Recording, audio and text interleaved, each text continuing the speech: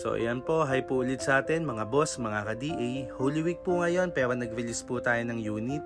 Every Wagon DA64W Samurai Edition. Tong variant po na to, naka low roof, dual automatic sliding door with auto stepboard, 4x2 at ang kanyang transmission po ay automatic. So pagdating naman po sa specs ng kanyang engine, K6A, 660cc turbo, 3-cylinder 12 valve, naka EFI at naka timing chain na po. Ang napiling color po ng ating buyer, beige. So pagdating naman po sa tint, siya rin po namili niya, naka-light lang po tayo, fully undercoat. Yung drum brake po natin, kinulayan po natin ng black.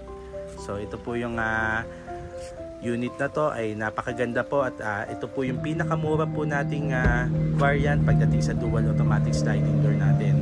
So 290,000 po ang ganitong setup. Ang kanyang remote key, both sides po ng kanyang sliding door gumagana po. Pagdating naman po sa interior at seats po, si buyer po ang namili ng color at ng design, naka vinyl matting tayo. So dalawang klase po ng kulay pagdating po sa ating headliner. Meron po tayong gray, meron din tayong black. So yung kanyang fan, extra fan po, si buyer na rin po ang nagpakabit sa amin yan. Yung kanya naman dashboard, pinablock niya po yung kanyang ibabaw. So napakalinis pa rin po, kahit anong request naman po ng ating buyer, sinusunod natin. Yan po, simpleng-simple lang po. Pati po yung ating second row seats na individual naka-captain seat na fold po siya hanggang flooring. Yan po, may cup holder po. Basta po yung ating mga armrest sa second row, may cup holder po yan kay DA64W. So ayan, bagay na bagay po talaga itong pang-business. Madami po tayong mailalagay sa loob. Napaka-spacious po, simpleng-simple lang po yung pagkakagawa natin. Ayan po, napakaganda. Basta ang importante, yung kondisyon po ng makina at transmission.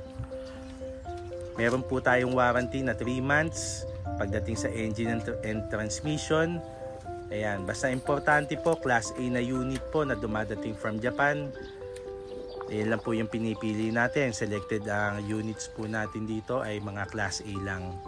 So napakaganda po ng mga condition. Tapalagyan na po natin ng etiketa, FC Cars Minivan Manila po.